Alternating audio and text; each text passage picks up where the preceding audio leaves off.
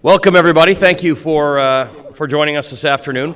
My name is Ali Velshi. I'm the host of Real Money on Ali Velshi at Al Jazeera America.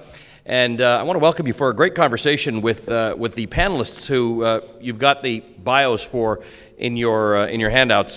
These are, I usually do a pretty good job of trying to summarize the experiences and the bios of the panelists I'm about to talk to. This has proved somewhat impossible with this crowd. In fact, even in the bios that are printed of some of these gentlemen, it'll warn you that it's truncated because you cannot list their achievements and their accomplishments. Amongst our panelists, we have a few people who were quite directly involved with the creation of the internet as we know it today. And we're going to have this conversation that it's titled, Can We Keep the Internet Open and Evolving?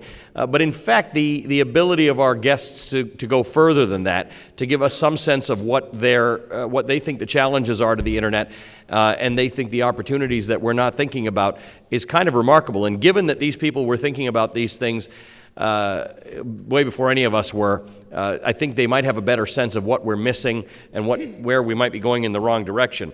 I want to tell you, I was here on the stage on Monday with Len Kleinrock, who's in the middle, over on the right side of the stage. Len, I read, had sent the first message. He's got a good story about it. He'd sent the first message of what would be the internet on October 29th, 1969.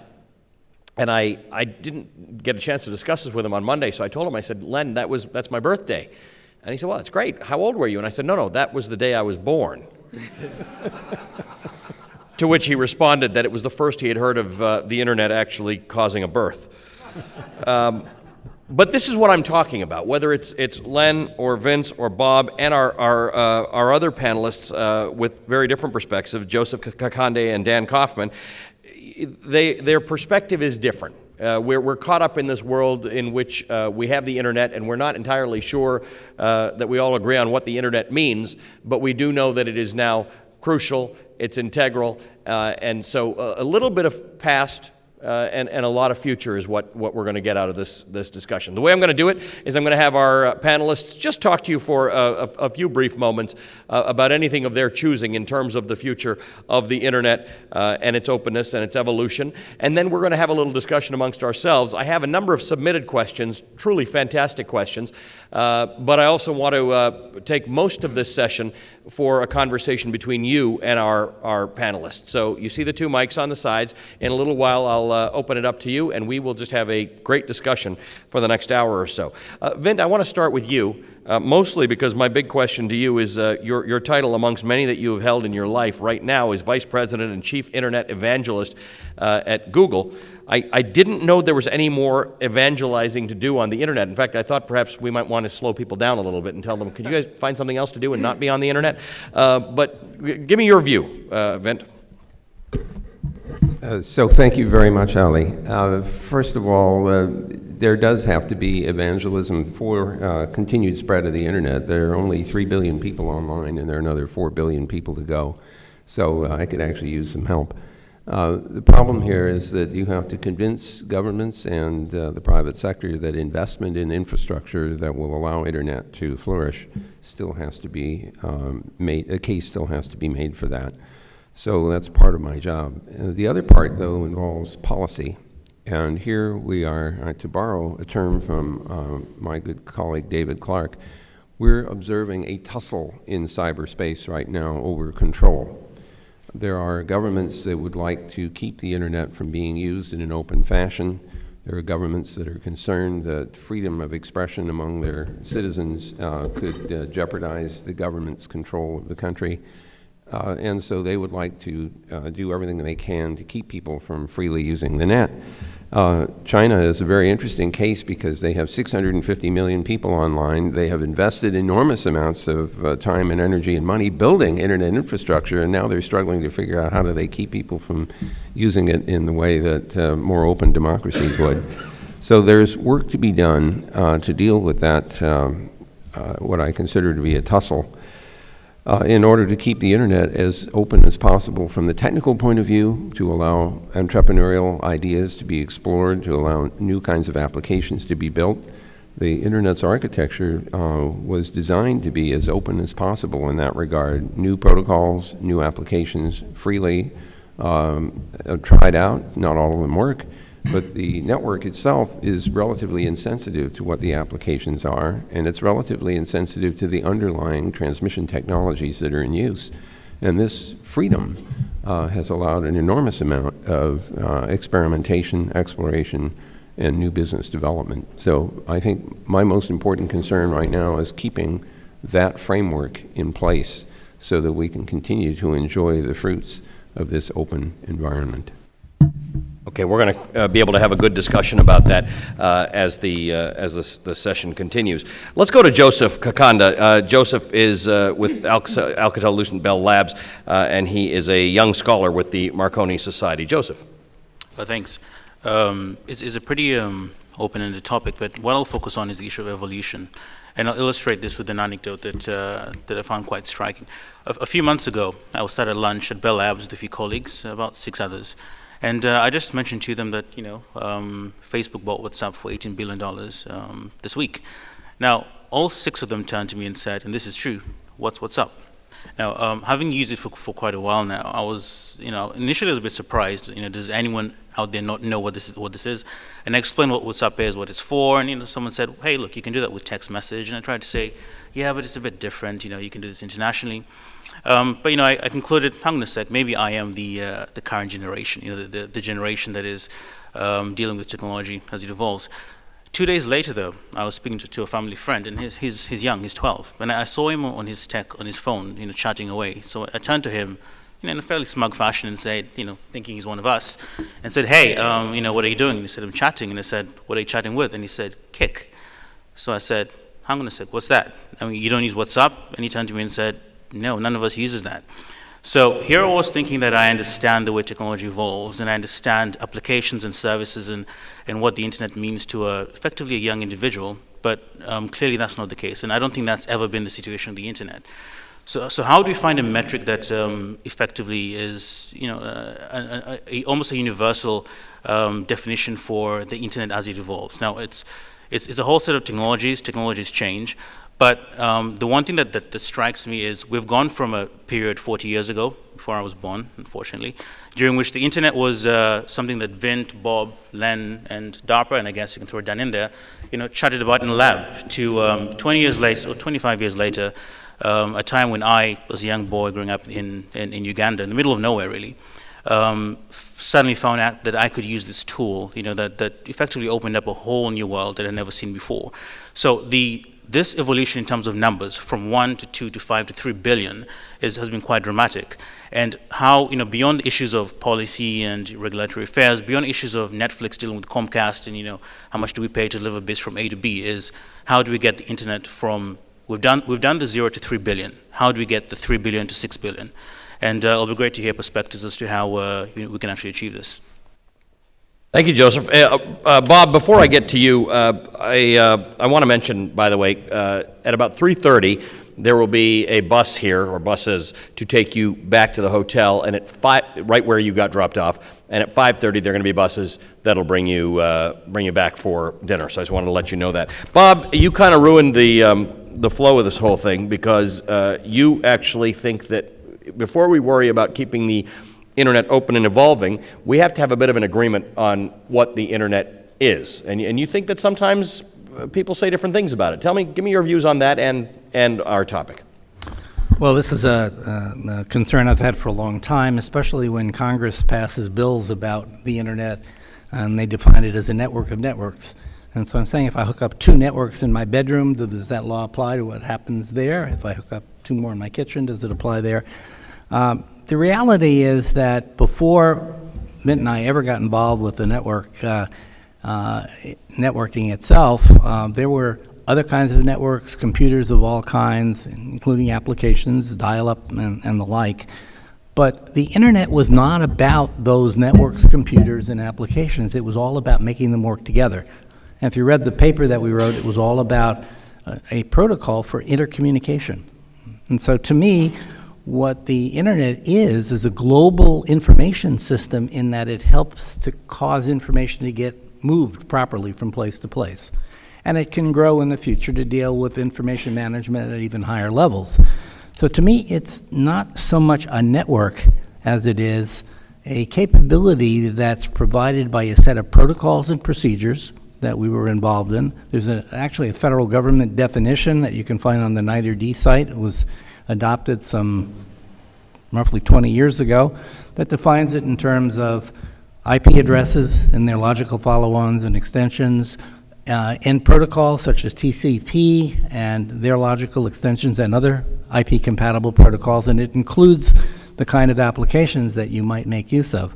So to me, it's all about interlinking things and getting them to work together.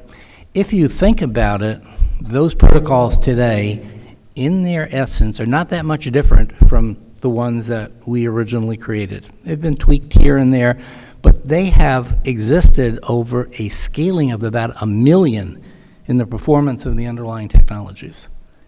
And that doesn't show any signs of ending yet, so it might very well scale by over a factor of 1 billion or more. And I would pose that there has been probably no other technological contribution that has continued to work over that large a dynamic scale in history. So that's one of the nice things about it, and I think the reason it has is because we abstracted the principles of managing the flow from the details of the technology that actually does it. So if you wake up in the morning and somebody says, I want to go connect to the internet, I always kind of recoil from that a bit because, you know, nobody in this room probably wakes up and thinks, how do I connect to America today?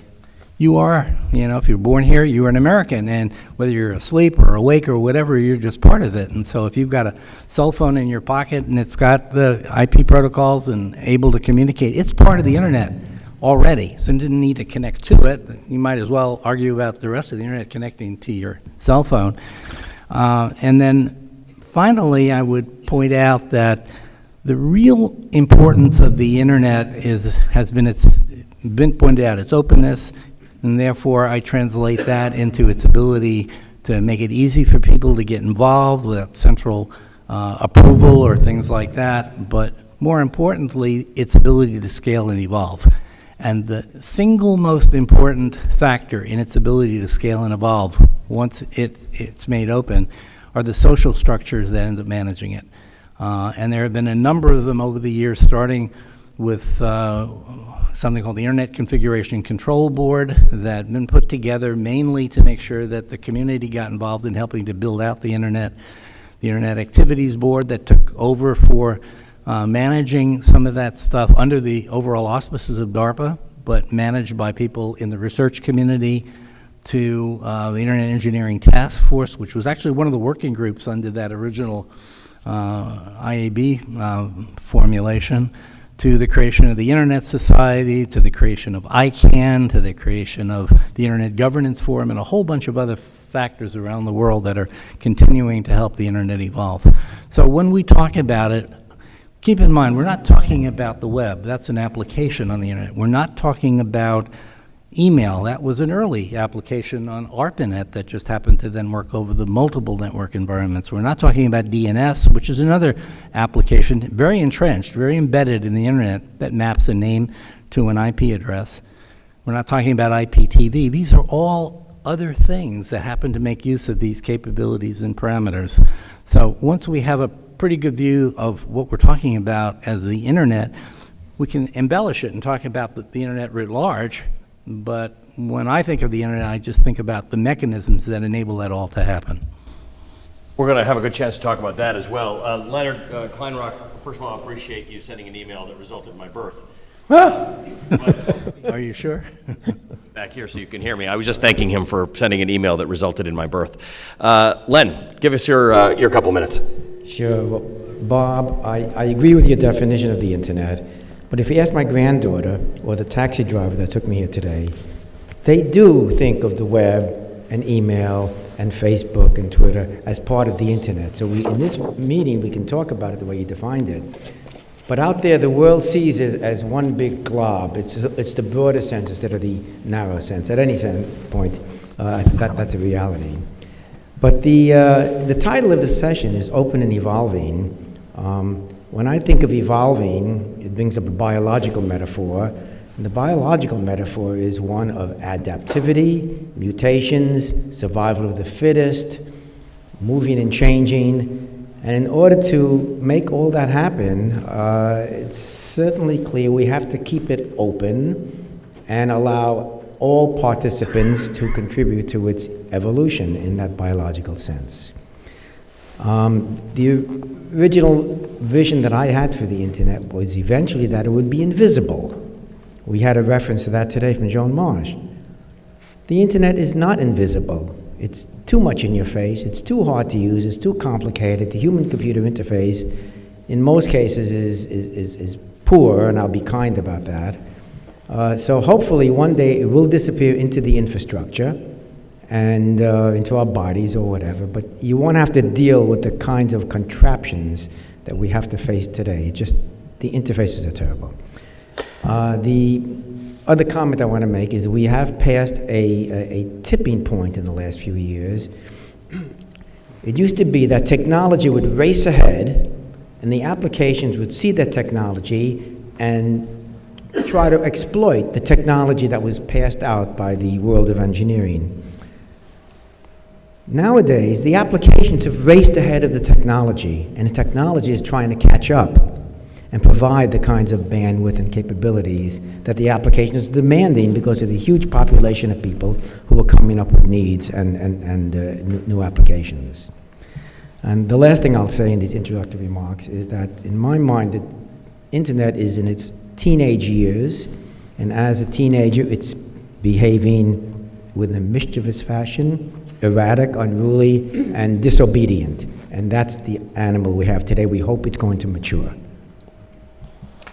Len, thank you for that. Interesting that you say that it's too complicated, given that I imagine when you guys were all working on this, it was a lot more complicated, and I know you've got some great stories about that. But I want to take that over to Dan, because Dan and I were just chatting outside, and you sort of share some of that idea that it's too complicated. I don't want to predetermine what your comments are, because we're just starting off, but if you talk about it now, we can talk about it. Otherwise, we'll talk about your ideas about making the internet even more accessible. Yeah, all fair. You know, when I found out they asked me to be on this conference, before I know Joseph was going to be on it, because it said, do you want to be on a panel with Len, Kleinrock, Vinton Cerf, and Bob Kahn? And I said, oh yeah, it'll be great. It'll be called Three Guys Who Invented the Internet, and you know, that other guy. But I thought I would tell you sort of, nonetheless, it's a little intimidating to be on the table, but nonetheless, what I'm spending a lot of our time at Darpa right now is looking at the Internet of Things.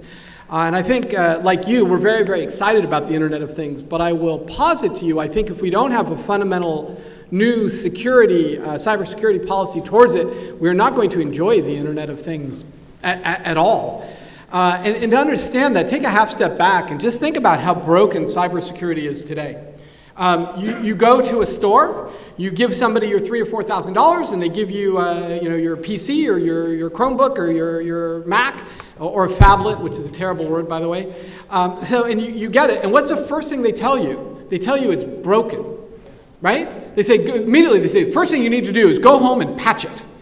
And you think, well, wait, it's not even out of the box yet. Like, can I have one that's not broken? I mean, there's nothing in your life you buy this way, right? You don't buy a new dress and then you just go, oh, yes, well, go patch it. You're like, well, no. And so then you go home and you patch it, and they say, get antivirus and patch it. And then you say, well, now is it fixed? And they say, no. And you say, will it ever be fixed? They say, no, every Tuesday you will patch it. And I started to think about this as it goes to the Internet of Things. As broken as it is for PCs, it's completely nuts in the Internet of Things.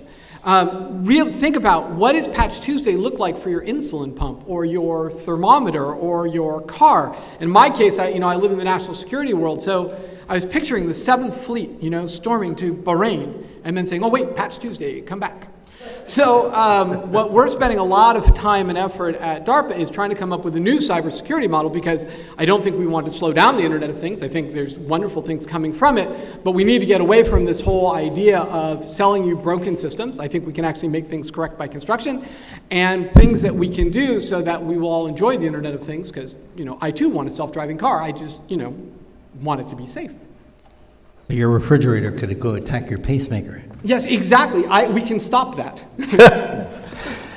Actually, Go ahead, yeah, please. My wife just got a Tesla, and I tell you, this thing is actually just giant battery, an electric motor, and a computer on wheels. That's all it is. And they're constantly updating the software and making the automobile do more things. So I don't know if you call that patches or updates, but that's an example of a thing which is very dependent on getting updates to its software. So now as I've heard you all speak, I've got this one so we can keep that on you. Now that I've heard you, I'm now realizing that the question that we're facing here, can we keep the Internet 2025, can we keep it open and evolving? And these are two specific questions. A lot of the questions I've got from people, from a lot of the young people who have submitted them, have to do with privacy. Mm-hmm. And out there in the world in which I work, in news, is openness diametrically opposed to privacy on the Internet, or are we talking about two different things? And anybody can answer this. Well, wait a minute. First of all, it depends on what you were talking about as being open. The protocols and the architecture are very open. It allows for new ideas to be introduced. The underlying technology allows new communications capability to go in. That's not the same as everybody knows everything that's on the net.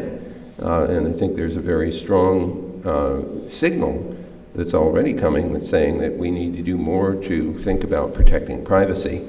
Some of it has to do with what we do to ourselves, right? We run around with our mobiles, we take pictures, we upload them on the net. We don't think about the side effects of some of the things that we do. If I take a picture, if I have somebody take a picture of me in front of some big monument, and it happens to pick up a picture of Ali, who didn't ask to be photographed, and I don't know who he is anyway, and Joe took the picture, and I upload it, and Bob notices that Ali's in the picture and says something about that, and now Ali's in trouble because he told people he was in Paris, but this picture was taken in Cairo.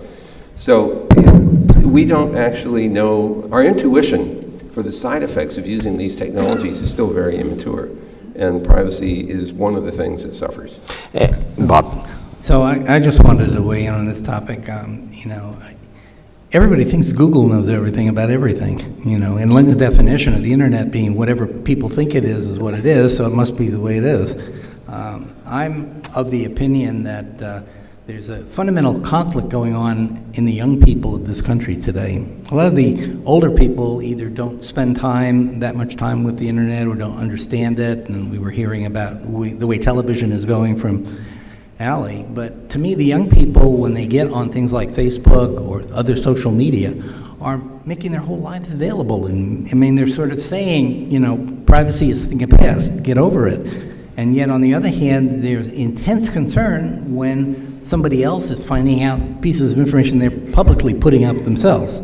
So I think there's a real tension between those two things that's going to need to be resolved. I was on I think it was the IGF in Vilnius. I don't know whether you were there then, but I was on the stage at one of the universities there with, I think it was Andrew McLaughlin, who was then in the White House, and myself and a faculty member. And Andrew asked everybody in the audience, so about 300 people, how many people in the audience use social networks, which really meant everything is sort of publicly available. Every hand in the audience went up. To a man, to a woman. And then somebody in the audience thought to ask the same of the panel. They said, well, what about you guys? How many of you guys use social networks? And 2 of the 3 hands went up on the panel. And 1 hand didn't, namely mine. And they kind of looked at me as if, well, what's with you? And I said, look, I would be the first to jump into the social networks as long as they adopted notions of open architecture and some of the things that we dealt with. I would not have gotten involved with email in the early days when it was all a very closed system, despite the fact that it was very useful for people. But the email capabilities we have now, which are our open architecture, mean you could run your own, or you could be part of some other companies, but you can feel like you have more control over the corpus of all of that information. So I think we're seeing a very split view in society, particularly in the younger people, of how important privacy is and what they really care about. In so many ways, we voluntarily gave up a lot of our privacy the first time we put our address in a telephone book. Or certainly today when we carry a cell phone around and we let everybody know exactly where we are and probably what we've been saying and writing. So there's a certain voluntary aspect, but Bob, you're correct. I don't think people understand the consequences of that release of information. And that's where the rub is. Joe? Yeah, I'll quote someone. I think it's Vint, and let me know if I'm right or wrong here. But privacy itself is evolving faster than technology. I think I heard you say that privacy is a fairly new concept. For thousands of years, individuals lived in fairly open societies. And while Bob says that, look, privacy is a thing for the young, it's actually, I think it's actually the other way around. Privacy is something that effectively individuals adapt based on their needs and based on their experiences. So yes, the internet does need to evolve to keep track of expectations of privacy. But the difficulty is that you might get bogged down with trying to guarantee a certain amount of privacy when 5 years from now no one will actually care about having it. Interesting. So how do you balance that is a question. Vint? So, could I just make an observation that some people confuse privacy and anonymity? And when big urban environments were created, we found ourselves largely anonymous. Most people didn't know who we were, and so our actions seemed private because nobody knew who we were. But when you live in a small village like I did in 1961, there were 3,000 people in this little place in Germany. Everybody knew what everybody was doing. There really wasn't any privacy in that sense. But could I also point out that we should distinguish four things: confidentiality, privacy, safety, and security. Those are not all the same thing. They're different aspects of the kind of information that we might want to protect. So we should be careful not to lump everything into the privacy category. Len, you said that the internet is in its teenage years, and as such, it's erratic. What are the other two? Erratic? Mischievous, disobedient, unruly. What does that mean? And when it matures, how will the evolution of those things into maturity change our experience? Well, it depends. We know there are different forms of maturity, and there's different kinds of people out there that have become adults, and they behave differently. It's a sense of protecting some of the things that we'd like protected that I don't think the internet does protect now. Certainly, cybersecurity, in the sense that you used it, Dan, is something that's not readily available, and hopefully some of those mechanisms will eventually come in. But I think each one is a different dimension. I don't think we can. I mean, it would be an interesting exercise to identify just what is the internet personality we'd like if we could design it. I don't think we'd agree, actually. There's the good citizen, the creative citizen, there's the industrious citizen, and all of those things are in conflict typically. So I dare say I can't define it. I know what I would like, but I don't think you and I or the rest of this panel would agree. Bob? To which I would point out that many of the countries around the world have been arguing for a long time that somebody should be in charge of the internet, or they complain about the fact that nobody seems to be in charge. And I guess they could make the argument that if somebody were in charge, it wouldn't be, erroneous, immature, and all the things that you were saying. I personally think it's a formula for disaster. I mean, things that are really important in society today often have nobody in charge. So oftentimes when that's raised, I say, how come nobody has ever raised the question of who's in charge of the world economy? Nobody asks that question. And yet, if they did, then we'd be having conferences all over, trying to figure out governance of the world economy and the like. Who's in charge of the weather? Well, nobody asks that question either. Well, we all know the answer. That's Mother Nature, but can't do much about that. But they ask the question about the internet, and they keep struggling for a hypothetical answer that will probably never arise, because this is a big I mean, I often thought they ought to call the Internet Governance Conference something like, nobody would go to it, by the way, with this title, Internet Coordination and Collaboration on Internet-related public policy-related matters. Nobody would come, but when you the issue, Bob, is that there have been efforts in some countries by courts to impose that control in the absence of legislative control. And then Vint talked about China, and there are other places where they do things. Look, we've even seen courts try to impose controls over the economy, right? When we saw behavior by some corporations, courts decided to get involved. So isn't it inevitable in our regulated society that it's going to happen? So should we plan it out? I think there is no country that can pass a law, no court that can make a determination that's global in scope. It's just not within the metes and bounds of the legal system. And when people try and do things like that, we had heard about somebody who won a court case, what was it, in Germany, about shutting down a given website, and when they took that court order to the local carrier there, they said, well, those aren't even in Germany, and they had no way of getting to them. So I think we're dealing with a situation that really is a distributed, coordinated, and collaborative kind of thing, and we're just going to have to learn how to deal with it, but most of the world doesn't understand enough about the technology. And that's why I tend to shy away from these holistic descriptions like the internet is whatever people think it is, because then you get to the point where you don't know exactly what you're talking about, and you really do lose control at that point. Ali, I think you've run into an interesting situation here, where the internet was born in an environment of open, free, trusted, shared, and it's emerged that way. That's what it's become. And I don't think you can go back to those early days and change the big bang of the internet. But That's back when what you it was guys were born. busy inventing it, not everybody was worried about it. They didn't know what it was. Exactly. I get the impression that there was some benign neglect that was involved in the fact that nobody was watching as carefully over you guys as I mean, had I known, I don't know, did you know back then that this was going to be what it is? Are you disappointed? Are you remarkably happy with the internet? What? Well, look, first of all, when Bob and I were first doing this work, we actually talked about should we patent this and so on. We decided not to for very good reason. We didn't want any barriers in the way of people adopting this kind of as a standard, adopting the protocols as standards. So, the honest answer is that I don't think we could have predicted that it would explode and become so useful. At the same time, though, by the time that we were writing internet protocols, the ARPANET had about 5 years of experience. From 1969, email had been invented. We could see social networking evidence already. People were using remote computing, which is what we do today with browsers. It's just a more elaborate terminal.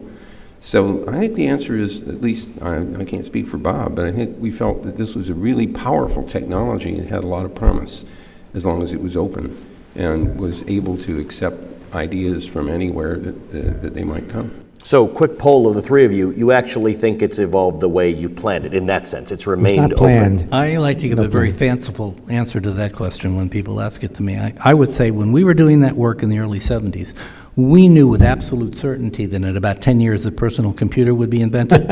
And we knew that about 5 years after that, after the breakup of the Bell system, we'd have more competitive alternatives in the U.S. And we knew with surety about 20 years later that there would be U.S. government bills like the voucher bill that opened it up to everybody. So we could see that very clearly back then. Yeah, actually, Tell me what's going to happen. Yeah, I was about to say, in about 5 minutes. Let me ask you a question that came in from our one of the people who submitted questions. How do you see, it was directed to you, Vint, but it's a fair game for everybody. How do you see the privacy issues associated with location-based services evolving, and what are potential measures to safeguard privacy and mitigate user fears and concerns? And this speaks to a little what you divided up when I talked about privacy, and you said that it's confidentiality, privacy, safety, and security. Right. So this person's dividing it up a little better than I did. So I think one obvious answer is you should give users some control over this stuff. Is my phone... Clearly, the telephone system has to know where the phone is because it has to be adjacent to some cell somewhere, so it knows that much. The question is, who else gets to know that? And to what extent can the user control what his telephone applications, the handheld applications, are allowed to extract from the phone's state and share? So that's really the issue. It's not bad to be tracked. It's just that it's bad if you don't want people to know where you are. And under some circumstances, you absolutely want people to know where you are. You want incoming calls, and you want to be able to call 911 and get help. So it's clear there's a balance. Dan, let me ask you this, because you're the government guy on the panel at the moment. Yeah, and I look like one, so yes, go ahead. Obviously, the way Vint explains it sounds fantastically logical. Now people are worried that, all right, it's not just a matter of me not sharing information. I'm not entirely certain that someone else with whom I've entrusted some of this information about my safety, security, confidentiality is going to make the choices that I would make. Yeah. So we wrestle with this a lot, right? So a lot of my office deals with big data, and one of the questions we get asked a lot from people is, I think the world thinks, we got asked by the White House too, is there some slider, right? I think at one level, right, we would all agree that, if big data could stop some horrible event from happening, some dirty bomb going off, I'm willing to give up some amount of privacy. We'll all define in a minute what the heck that is, but okay, sure. And then on the other hand, we're like, yeah, but somehow that being the right of the government to read everything and do whatever I want, that certainly feels icky. And so everybody wants this magic shot on the slider, right? Can you predetermine it? And I would tell you that I think it's fundamentally not understanding what big data is about. The magic and power of big data is that I don't know what I'm looking for, and patterns emerge. And so that's a pretty good answer on one hand, and then of course if you're saying the other side, you go, oh, so did you just back into I get to spy on everything? And the answer is no. So Darpa does crazy things. We're asking the following question. I think there's no happiness on this slider. You have to change the question, which says, is there a way for me to collect everything and yet ensure your privacy? Which is a little bit nuts. But I think there are ways to do this. So one of the questions, we're looking at different things. I don't want to get too bogged down in this, but one idea is this idea of fully homomorphic encryption, which is a fancy way of saying that I can search upon encrypted data so it would never be decrypted. Another idea is this idea of differential privacy. So there's this idea that says, well, if you're collecting my data and I'll be in a pool of 1 in a million, I might be willing to give up that amount of privacy because it's going to help us, look at disease or look at pathologies and, sort of make the world a better place. Yeah, okay. If I'm in a group of 1 of 2, I'm very uncomfortable with that. And there's a very interesting thing is, are there mathematical principles that can give me some comfort and some confidence that when you tell me we're in 1 in a million, that it's not secretly I'm 1 in 2? So I think it's an important conversation for us to have. I think we're going to try to lead it with technology, but it's really very much a conversation. So my plan is to, if we're going to go down this path, is to make it completely transparent and completely open so that the world can go look at this. This is not something I'm going to impose. It's something that we have a conversation and says, this is in the realm of possible. Are you interested? Does this make sense? And then companies would have to, implement that. All right. Before I go to you, Bob and Len, I'm going to invite people to go to the mics, and we'll start talking about your questions. There's one mic there and one mic there. Bob? Want me to comment on that? I've always been intrigued by how the society tends to react to things that happen without getting to the underlying questions that should be asked. When I joined Darpa, it was back in 1972, it was a time when most of the research community was actually moving away from the Defense Department. We were in the middle of the Vietnam War, DOD was considered bad, and to me, it just seemed like that was our future. This is the place that can make the investments. You don't want to run away from it, you want to become part of the process and get involved. Today, when I hear all the discussions about data being collected, you hear it in the context of NSA and other things. The thought I have behind me is that bumper sticker I once saw in California. It said, "One nuclear bomb can ruin your whole day." And the fact of the matter is, as long as we feel safe and protected here, then people are going to be very opposed to anything that looks like an intrusion.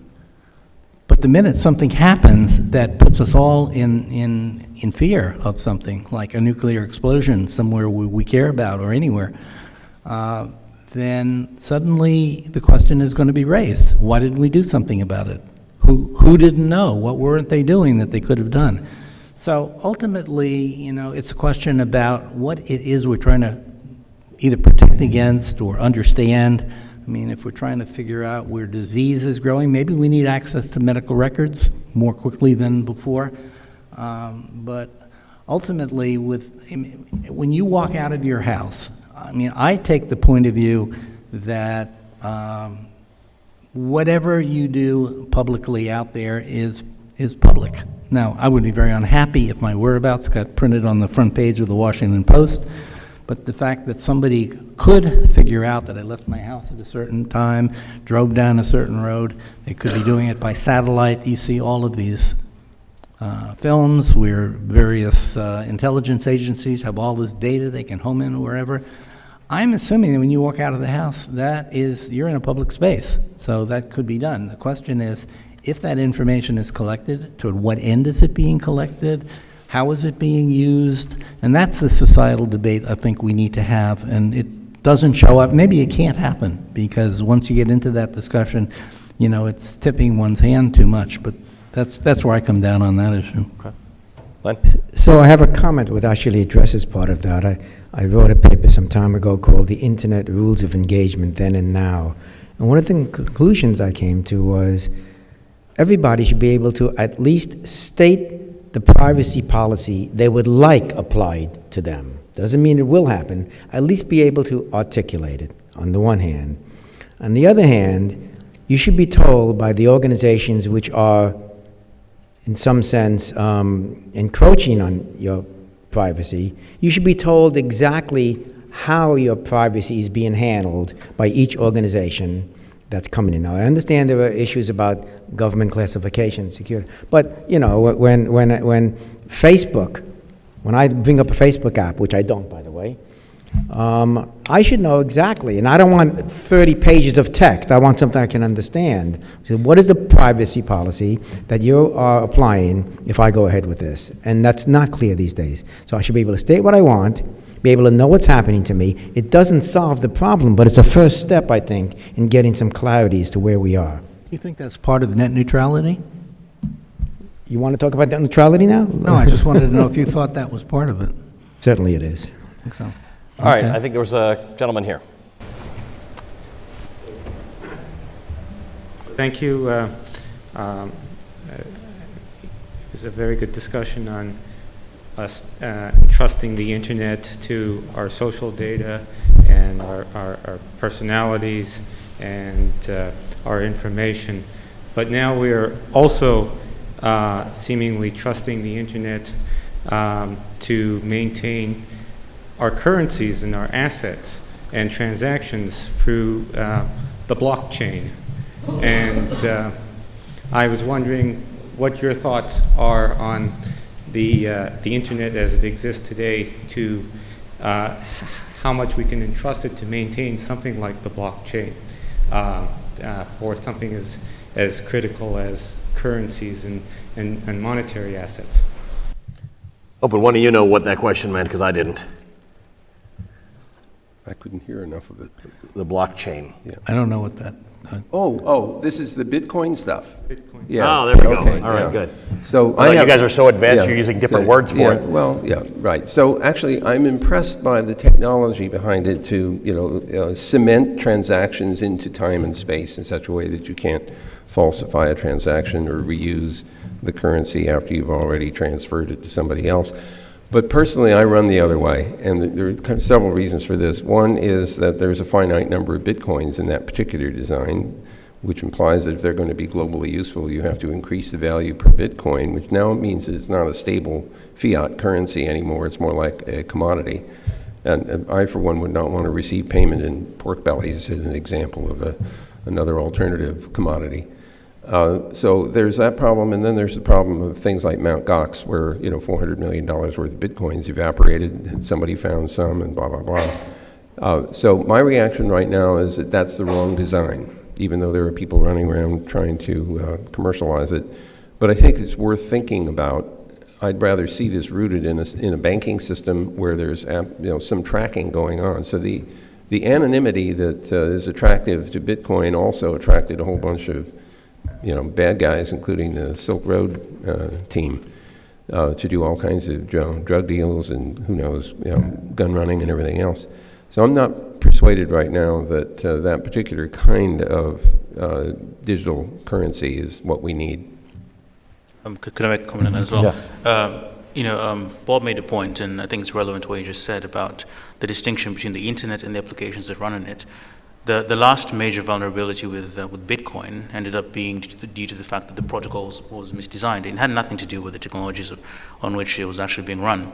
So yes, things will run on the internet, things will break, but that's a totally separate issue from, is the internet safe, is it secure? So yeah, this is interesting, Bob, because this was the first comment you made, and it all comes down to distinguishing between things you don't like or don't trust that happen on the internet versus the internet.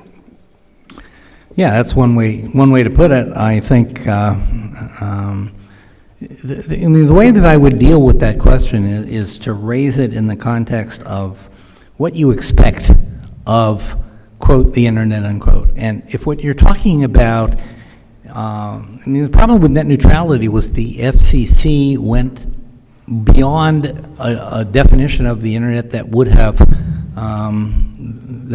allowed them to maybe succeed more along the lines they wanted to. If they had focused on the network providers rather than the protocols or the internet defined that way. But I think with a lot of applications on the internet, your question is going to be about those applications. What do they do? What do you trust about them? Quite frankly, I would like to see a more architectural approach be taken. I'd like to ask it in terms of questions that are relevant to individuals. Like, for example, I collect a lot of information. I would like to make that information available to myself via the internet. Well, what does that mean? Does that mean I have to engineer my own systems? I put it all on my own local drives. I got to keep them up 7 by 24, or I put them out somewhere in the net. Maybe it's in a cloud service. Okay, that might be fine, but then I'd like to know what that cloud service is going to do with that information and how they'll hold it and how they're going to ensure that it will be available, going forward. Or maybe there's some other open architecture approach that will facilitate it, like some of the digital object stuff that I've been working on, actually started with Darpa funding some 20 years ago. I think there are a set of issues like that we need to deal with that can be dealt with out of the application-specific area where they're talking about fundamental needs that may apply right across the board. And cybersecurity could be one of the things that comes out of that if it's done right. Did I have somebody over there, or was I just imagining that? Well, Okay, well, you can go then. Before there was internet and there was ARPANET and Larry Roberts ran it and it was at 1400 Wilson Boulevard, Larry had some interesting economic arguments that internet should communicate costs independent of volume and independent of distance. And much to my surprise, that's become an integral part of internet today. And I think one thing that's not recognized is the foresight of Larry at the time. Although with 2020 hindsight, I'd like people, at least Vint, Bob, and Len, to comment was that the right decision way back when, and do you think that will be continued the decision of the charge internet services independent? We're used to paying now dependent on speed, but it's become common that we don't pay based on distance, we don't pay based on volume. Will they stay future trends? Well, I was working pretty closely with Larry in those days, and those were thoughts that he had about how things should evolve. He did have a lot of economic arguments. He used to draw a lot of curves, just like an economist would. They cross here, and that's why we now have packet switching and the like. But as we heard from one of the former FCC commissioners not too long ago, that a lot of what has transpired in the internet was based on decisions that were taken by a lot of people trying to work on the policies. These were not driven solely by economists saying what's the most efficient way of operation. You had organizations that were in related businesses that were fighting for either preserving the status quo or maximizing their own profit status in the business or keeping the competition out. You had other people that were looking at the larger public interest, trying to decide if there were steps to be taken, and there were steps taken. I was very surprised to hear that one of the decisions that the FCC had made was to declare internet transmissions as not being subject to interstate commerce rules. I guess that's the way I put it. I'm not sure I understood fully. And he says it wasn't really very public at the time, but as a result, it caused the internet to be much more economic. It caused existing laws not to apply or existing rules not to apply. So what we have now was not that Larry had the right foresight. Larry was looking at it from the point of view as a scientist early on, trying to explain it. And I think he did a very good job. But what actually happened was the result of people in positions of responsibility, both corporate and government, over a long period of time, advised by the research community as to how to make this capability work for society. I think they've done a pretty good job so far. So could I jump in on this and make a couple of observations? First of all, the history of this thing is that it started out as a government-sponsored project. And I think that's important because in the beginning, the government paid for this. and it wasn't paid for by consumers. And it wasn't until 1989 that the internet became commercially available to the general public, primarily business, and then as the World Wide Web evolves, then the general public as well. What's interesting is that from the ARPA period to the National Science Foundation period, what you started to see was a proliferation of networks either built by or commissioned by universities or groups of universities, again subsidized in this case by the National Science Foundation. So there is this spread of infrastructure that occurs as a consequence of government investment and private sector investment, universities in the early stages. The idea that was fostered there was that you paid your dues to get onto the net, and then you exchanged traffic with anybody else who had done the same thing. Very different from the sender pays model of the telephone world. It was closer in some ways to the postal service, where you have a sort of a flat cost, a cost, whatever, flat or not, a cost for getting on. Flat rate service is always attractive to users because then they don't have to be scared that they're going to use so much and get a giant bill. And that also turned out to be part of this whole evolution. So we ended up in a rather different state than if we had started out with something whose motive was primarily for profit. And I think that we should try to preserve to the degree possible some of the good aspects of that model that has brought us so far. I still believe in it. So to elaborate on that, Vint, part of the motivation, as we know, was to get more people to use this network. It was our goal to make it something that people would find useful. And the easier it would be, the better. To have people think about distance, for example, was sort of awkward and unusual, and they didn't have to, and I think that helped ease the acceptance and the proliferation of more use. Sir. So, such an interesting panel, so many questions, so I'll try to focus in. One of the themes, though, that kind of comes out, and I'm Harold Fell with Public Knowledge, so I do the public policy side, but one of the constant tensions we see is what do you fear more? The government, heavy hand of government intervening, reading all of our stuff, from a NSA perspective, regulating, everything and restraining it, or alternatively, corporate power, giant monopolies, this tension. I'm curious for all of you, obviously, as Vint just said, there were public sector contributions, there were private sector contributions to the evolution of the internet. There still are, but in looking ahead to this question that's posed here, can we keep the internet open and evolving? To phrase it almost trivially, which would you call the greater threat? The ITU plenipotentiary in Busan, Comcast Time Warner Cable merger, or the monopoly some other, place in between in the public versus private or corporatist both sector. Which do you fear most? Well, which do I fear most? In the first instance, I've become more worried about corporate concentration of power because there are still some mechanisms of accountability, and that public interest thing that Vint was also referring to is not wholly lost. So I personally work to try to see that there is a correct balance with restraints on both sets of sources of power, and try to pit them against each other, because that's kind of works out. So let me respond the following. First of all, I think no matter what we say here or what is done, the role of governments in some places around the world is not going to be diminished by any level of discussion here. So they're going to be able to do what they decide is in their national interest in those countries.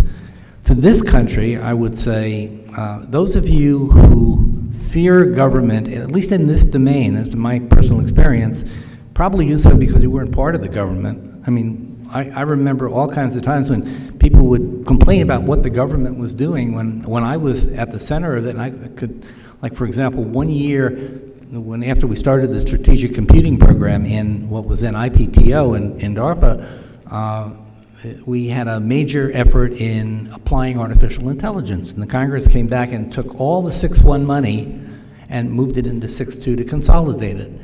Not a single thing changed other than an accounting detail. And the community went nuts. They said, DARPA is getting out of basic research. Not a single contract was changed. Not a single dollar was changed. It was just an internal account. I could see it very clearly, but there was no message that would really allay people's fears. I know a lot of the people in different parts of the government that weigh into these things. They're good public servants. They're really doing their job. There's a general question about what the role of government should be, and that's a valid public discourse. It should happen. But I think there's probably less to worry from what the government is doing, maybe it would be different in the future, than what some of the large corporations could do if they set their mind to it. Now, in general, I don't worry about the corporations either, because I think they're just trying to make money for their shareholders and do a good job of providing services. Where it really becomes difficult is in the social structures, because if everybody can't participate in those social structures, then it means that only the players that have enough money to participate can really do it. And I think that's where a lot of the give and take is going to take place. So if you can't afford to go to IETF meetings anymore, I'm not talking about raising fees there. If you can't afford to go to Internet Governance Forum meetings, if you can't afford to go to all of the places where the social dialogue takes place, it's going to play into the hands of the big corporations, and the governments there are going to be playing defense, make sure nothing happens that they can't support. So it's a good question, but I think the kind of things that you are worried about, I'm less worried about absent discourse on the subject, and the discourse is what's really needed to bring people into that and better understand it. Anything can go wrong. I mean, government can do really bad things, and you need a vigil in the private sector to make sure that doesn't happen. Companies can go wrong. You need a vigil in the government and elsewhere to make sure that doesn't happen. So these are checks and balances. Bob, you and I were co-authors on one of the first Computer Science Telecommunications Board reports called Toward a National Research Network, 1988. I remember. We wanted to conclude, we asked that question, what is the role of government in this coming, which came to be called the information superhighway, et cetera. And the answer that we came up with was the role of government is to provide a forum by which the stakeholders can engage and discuss their various positions, rather than control it or dominate it. Mm-hmm.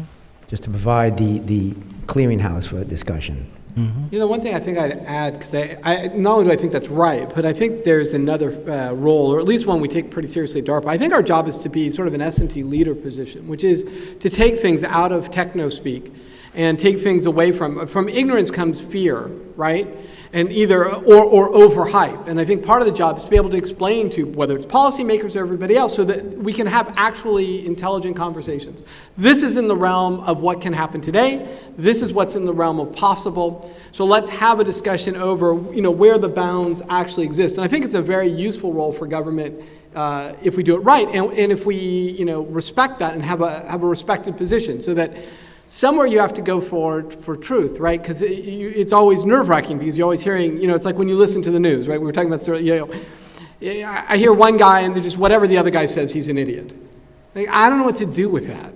And I want to find a place, and I don't know if we're there, but I work very hard at DARPA. It's one of the reasons I left company Microsoft and DreamWorks and a bunch of places to give a few years of service to try to serve that role, and to absolutely purposely not come out and give a position, or to say it, but to sort of keep both sides to saying, okay, let's stick to what's real, and let's talk about that, and then invite the public in so that we have a good conversation. I think that's a critical role for government. And we're still doing it with regard to the internet, I point out, 40 years later. Yes, exactly right. Joseph? Yeah, I think it's worth adding that an issue that's, at least for me, is even bigger than government intervention, corporate intervention, is the one reason the internet has thrived over 4 decades and grown as it has is the engineers in this room. So there are a few networking experts over here, but across the aisle we've got David Payne, Bob and Andy, Henry Samueli, and the reductions in cost per bit. So, you're talking about 4 or 5 orders of magnitude between 1970 and today, are what allowed the internet to grow, and what allowed us, say, to have distance-independent billing, volume-independent billing. So provided that engineers keep innovating, it doesn't really matter what governments do. I mean, governments will always try and impose control, and information gives you power and control. There was a story a few years ago about the Saudi government having an issue with BlackBerry.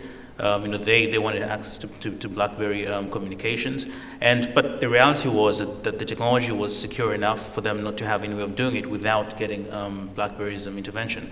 So let's let engineers do what they're good at. Let's let them build technologies that are scalable, that are cost efficient, and these political issues will fade away with time. So if you can. And if I could just say, I would add one thing about the role of government. I mean, if DARPA didn't exist today, I think it would have to be invented, because every time you come up with a really new technology that has global significance, or certainly national significance, there are going to be vested interests that will fight it, because you're probably, especially infrastructural things, you're challenging their vested interests. We saw that in the case of packet switching in the early days. Not so much that AT&T fought it, but that AT&T did not really get behind it right away. They eventually jumped in big time, as did the other carriers. I remember going to meetings, at Belcor, for example, that the issue on the table was ATM versus internet. And the question was, how do we kill the internet? We want ATM to take over the world. And my answer, which I didn't think they liked either, was, that's not the right question. I mean, the internet is about interconnecting things, and if ATM is the choice of people to take over the world, so be it. But I think you got an issue with the computer world, and even if you wanted to do new versions of ATM, you're still going to have interoperability issues to deal with. So the next year they had another meeting. This time it was about the internet. How do we take it over instead of killing it? Now they wanted to own it, and that wasn't a reasonable question either. So eventually they came part of the process and just invested. But without a place like a DARPA that doesn't get co-opted, I mean, if DARPA got co-opted, then we'd really have problems. Because if they were blocking the new ideas and saying, hey, look, industry tells us that we need to go in this direction, and they won't fund anything new, we've got a big problem. We'd have to reinvent the place, and maybe we couldn't anymore. But as long as they're going to be open to new ideas, no matter who's telling them what, that is, if there's a program manager there that thinks it's a good idea and the chain that will support it, at least you get to try the idea out. Eventually, society will test it out one way or another. It'll either make it or not, depending on what actually happens. But you need the ability to compete against the vested interests if you want to make something new happen. Well, gosh, you really fired off quite a question, Harold. Let me start out by changing the way the question was asked. It put everything in a kind of negative sense of what am I afraid of, and wanted a rank ordering. I'd like to turn this around. What do I want to preserve? And in the most general sense, I want to preserve human rights, and I want to preserve user choice. And I would like to have frameworks that assure that, or do the best they can to do that, whether that means constraining government or constraining the private sector, or constraining individuals with regard to their behavior. So that would be my guidepost, I think. I guess I feel very compelled to remind you about an 18th century paper called The Social Contract by Rousseau. And in it, roughly speaking, individual citizens gave up some of their privacy to the state in exchange for safety. And we could have quite a long debate, which I won't suggest that we do today anyway, about where to draw the line between satisfactory safety and how much freedom you gave up. But it seems to me governments have an inescapable role if you believe that the social contract is an important part of our society. And the last point is that the internet would not be in our hands as consumers were it not for the fact that there is an economic engine that supports it. It's not possible for the internet to have grown to the scale it's at with purely government investment. And I remember when it was a question whether the private sector should get into this as a business, and I was a big proponent of that. Some of my colleagues none of them here at the table, were appalled that I would even consider allowing the unwashed masses to have access to our sandbox. And my belief was everybody should have access to it, and an economic engine was needed to support that. So I think, Harold, that what we need to do is not rank order our fears, but rather to heighten our positive objectives for the things that we want to come out of this system. I like your question better. That's very magnanimous. Over there. Thank you for bringing up all these points, Vint. I wanted to follow up on Dan's comments earlier about Internet of Things. You brought that up. So in the world of Internet of Things, I wanted to point out a technical detail as to mostly the way Internet has evolved is, especially on mobile phones, by application developers. They develop an application and end-to-end try to provide a quality of service. So when you talk about cybersecurity program and supporting tools around that, application developers have the end-to-end quality of service on mind, that the sprinkler should work at home, but not really cybersecurity. So what sort of framework do you think moving forward and say Internet 2025 would cause the application developers to take security or privacy into the technical design that they come up with? Yeah, it's a really good question. And so, I always think technology is a better answer than legislation, right? So, not that legislation isn't useful, but you try to provide tools. And the truth is, why do we not pay for security today, and why is security not baked in? It's not that we don't know how to write good code. I mean, that is doable. It's provably doable. The answer is we're not willing to pay the premium for it, right? Like everybody else, we want all the features, and we'd like it at the lowest possible price. And as long as the bad thing doesn't happen to me, that seems like a reasonable bet. And so I think the way we're going to have to move that forward is to be able to bake it in, right? So a lot of the things we're trying to do, whether that's using formal methods so you can build things correct by construction, or making better programming languages and the like, I think that's the only way to do it. I'm going to have to show a financial benefit to the app developer. I think anytime, in my opinion, security should almost always be a Trojan horse. Right? If I try to say, do this, you'll be more secure, it's like, okay, I can't sell that. If I can say, you can code better, you'll have less maintenance, you'll be able to do this better, and oh, by the way, you also get free security, then I think that's happened. So that's our approach to it. To which I would add, I think we need to embed more of a granular approach to the things that are passed back and forth through the Internet, because the Internet of Things is just another application on top of the Internet, dealing with, instead of 3 billion things, as Vin pointed out, maybe 100 billion in a few years. So it's a bigger, diverse community. And to me, I mean, the approach that I think is the most promising one is one that builds on the digital object stuff that Darpa supported some 20 years ago. It hasn't really taken over because of all the vested interests in doing things slightly different way. But I think now is the time to look at this as an alternative. And if I had to give you an analogy, I mean, it's really hard to deal with the cybersecurity problem because the things that you're looking for, I think so-called signatures, are at such a very low level of granularity, you don't see them, they don't pop up, and they don't ask you a question.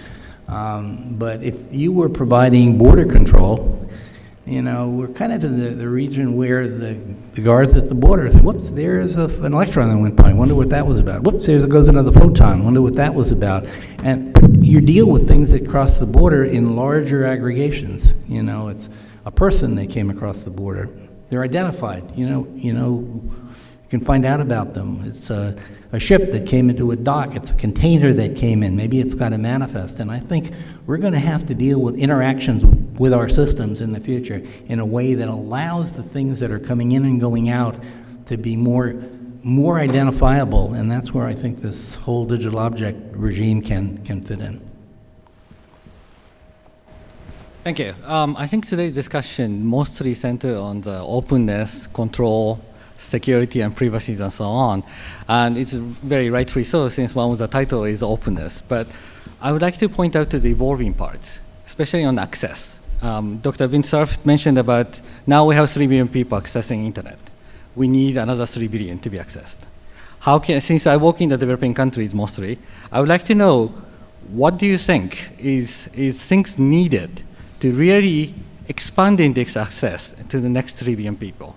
Because for them, the discussion is not really openness or transparencies or control. It's really in access. How can you actually help them access the internet? I think I would like to know what you think, especially Dr. Joseph, since you came from Uganda, and I work in next to you, Rwanda. So, thank you. I think this is a good one for anybody who wants it, but Joseph, let's start with you. For you. Yeah, sure. Thanks. A couple of weeks ago, I was surfing the internet in Uganda, and it's striking that I couldn't use Google Chrome. I have an Android phone due to the fact that pages were taking too long to load. So my brother turns to me and says, "Hey, look, I use Opera all the time because Opera allows you to disable image loading by default. I think Chrome allowed you to do that previously." The internet experience is radically different for the majority of the people on this planet. In fact, once you leave the United States, the way we interact with networks is quite different. The big issue, at least in the developing world, is you have multiple socioeconomic factors that mean that no one can really afford to pay for not only internet access, but also the applications, so the hardware that it takes to deliver the service. But fortunately, though, the internet empowers people to actually gain the socioeconomic capital to start using it. So, provided that individuals, and this is something that's quite nice about the Marconi Society, individuals who have had access to the internet are usually empowered enough to have the power to bring others on with them. And it could be things as simple as grants to schools or subsidized hardware. I know Google, Facebook, probably Microsoft as well have various projects within the developing world aimed at reducing cost of access. So those things will, to a certain extent help, but ultimately, I think as long as people focus on, let's make internet access low cost. Let's have things like efficient coding. Web pages a lot faster. Let's be generous, to a certain extent. Eventually, the developing world will catch up. Go ahead. I think I want to argue that physics is with us here, that the cost of devices and the cost of communication has been coming down pretty dramatically over the last several decades, and I don't see any reason why we can't try to continue that, and that makes the internet much more accessible. The internet's a big tent. It allows for a wide range of business models, whether it's a private sector entity or if it's for-profit or not-for-profit or a government or a university. We all are operating this shared system, making our own independent decisions. If you look at a map of the internet, it's amazing. There are half a million different networks are all interconnected out there, not counting the ones that you and I run in our houses. And the fact is that it's not centrally controlled. Everybody's making decisions based on whatever their motivations happen to be at the time and their incentives. So I'm actually very positive on this side. I have a bunch of other things, but I won't bring them up right now because we're coming close to finishing. Can I weigh in on that one briefly, Alan? Yeah. A number of years ago, I spent some time in Africa. We went to some of the really poor communities out there, and I have to say that I was astounded at how important wireless technology was to those communities. I mean, in addition to the real basics like food, housing, healthcare, the cell phone was right up there with it. In fact, I believe in many of those communities, people would actually give up a meal or two rather than lose access to their cell phone. Oftentimes, it was their only link to other members of their family. It served as in the M-Pesa system in Kenya as an alternative to traditional banking, so it was a way of moving money. So people really care about that. I actually think there is a solution to the problem of getting connectivity, and I don't know how to put it in place, but it fundamentally involves the fact that there's an awful lot of waste. I think people often call it e-waste, or I forget what term they put on it, but cell phones are being purchased with new capabilities everywhere, and we don't have good ways of yet distributing what's left over to everyone. So I think we could probably find a system, and maybe there are already people working on this kind of problem, to get the technology in the hands of the people that don't have it. Ultimately, with this technology, you're going to find, a realm of capability. It's like not everybody in the world flies first class, not everybody flies, not everybody has a car, not everybody even has a bicycle. But you're going to find in the internet world, if we can get everybody connected somehow at some level of capability, there will be I don't know if it's a Zipf's law, but it's some, distribution of capabilities that they have. And the real challenge to me is how you get the low end of that constantly rising, so they get more and more capability over time. Raise the floor.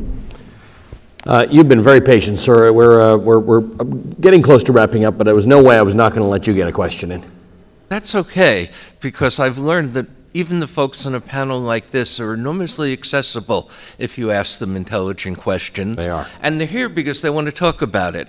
And I've had the great pleasure of working with some of them, including a fellow to my right about 15 feet, who at a Marconi webinar said he wasn't sure Moore's Law was going to continue into the indefinite future.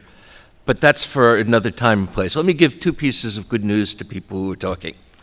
Carlos Slim, who owns a few telephone networks, at the Broadband Commission, I asked the kind of question, how do we make things affordable? And gave me the answer that he's being offered smartphones, this was a year ago, at $50.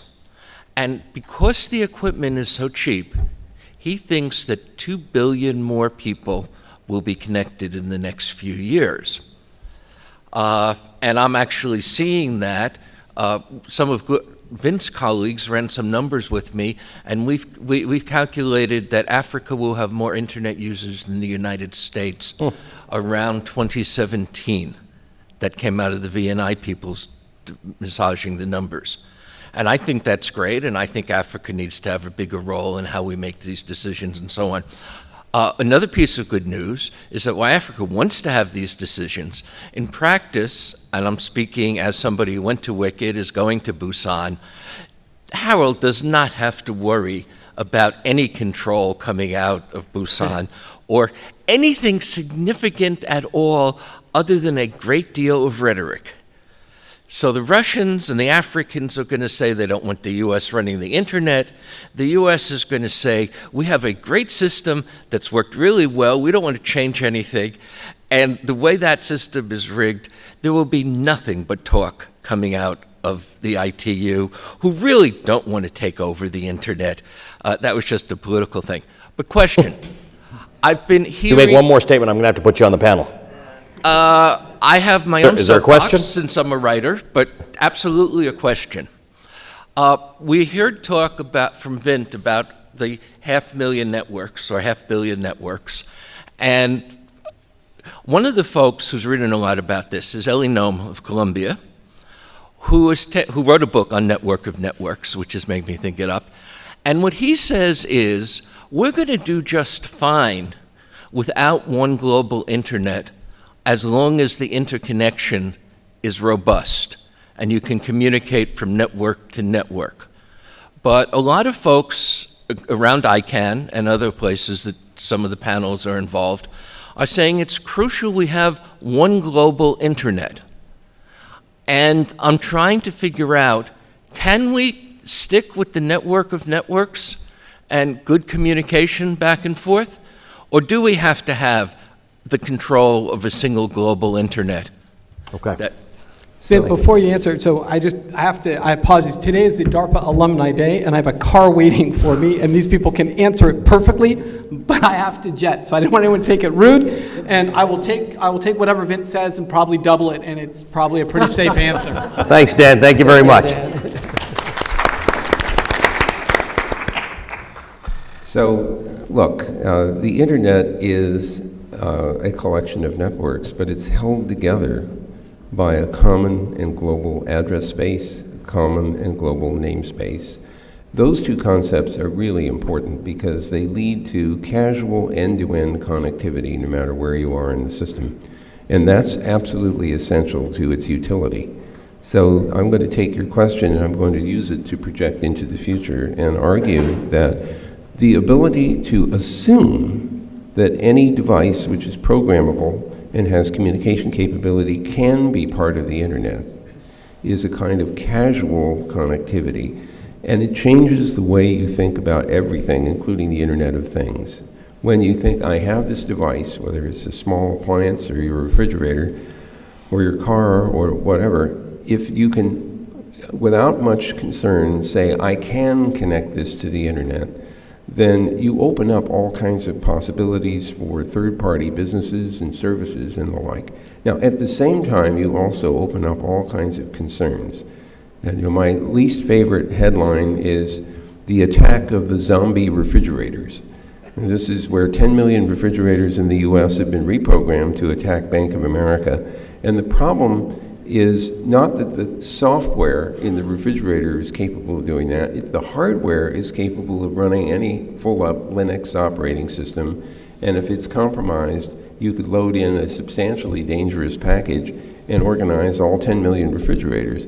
So we have a huge challenge ahead of us. We love the positive utility of connectivity, and we are fearful that that same connectivity will be used against us. And we need to find ways of defending against the abuse in order to take advantage of the utility. We got time for a couple quick comments. So let me say that one of the options that was always available to us, but in the terms of network connectivity, we rejected right from the get-go, was the idea of negotiation. We could have built into the protocols a way of having every router and whatever be able to have a conversation with you. What kind of address space do you want to use? How should I interpret your addresses? And you'd have to figure that all out dynamically. But there was no obvious benefit of going down that path, at least initially, certainly. Furthermore, even if we had, instead of having maybe one place that was sort of trying to keep order in things, you might have a handful. You probably could never have supported 1,000, much less 10,000 or 1,000,000, and I don't know that that situation would be a lot better either. This is not an economic commodity in general, but I think that putting negotiation in the path would have made it worse. Now, having said that, if you pop up to the higher levels, if you read the paper that we wrote back in 1973, published in 74, on the protocols, you will find nothing in there that forces us down a non-negotiation path with regard to the applications. It was always my view back then, if only we knew how to write a program that could tell the TCP/IP protocol suite what properties it wanted, then let them figure out, they can optimize all kinds of things, but none of the programs that existed then did that, nor did we know what language there could have been to make that happen. So we didn't really build it in. It was probably a smart decision because it probably wouldn't have been used very much initially anyway. But that's an approach that could be taken. I am still of the opinion that it would be good for new computer programs in the future to be able to express their needs, and we could figure out what to do with those expressed needs if we have the right language. But at the lower levels, we're just talking about moving the information from one place to another. I don't see much of an advantage to having a lot of different alternatives. Well, unfortunately, we've run out of time because you guys have a bus ready to take you back to, those of you who are going back to the hotel. I can't say I've ever moderated a panel with such a distinct group of participants, so I have to thank you for that, and thank you for your your real look into the future. This is a future that I think we've established touches every single one of us, and for those in the world who it doesn't touch yet, the last two questioners were clear on the fact that it will. So I look forward to convening you all again in 2025 and seeing whether you're pleased with the way the internet has unfolded and evolved. Thank you to you for your fantastic questions, and a warm round of applause for our panel. Thank you.